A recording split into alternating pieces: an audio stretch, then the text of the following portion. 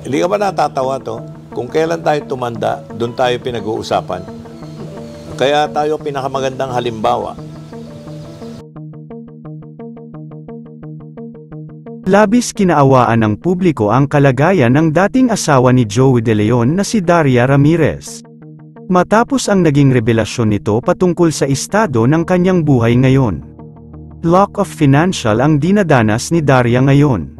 Dinig ni Daria tulungan siya ni Joey De Leon sa ipinangako nito noon sa kanya noong sila ay maanal na. Ipinangako kasi ng batikang komedyante na si Joey na magbibigay ito sa kanya kahit hiwalay na sila. Tugon pa ng actress, dapat may makukuha siya sa kanilang hiwalayan noon ngunit malabo pa sa balat ng pusit na merong nakuhang pera ang actress.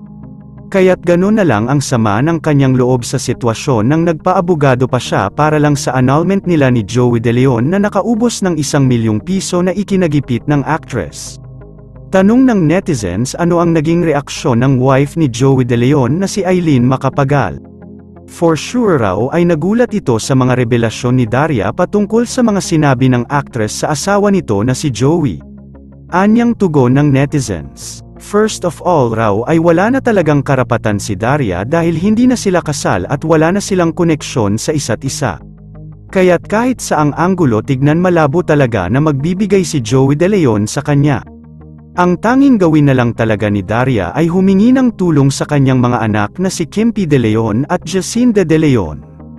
Dahil ang mga anak nito ay stable naman sa financial at matutulungan sila nito.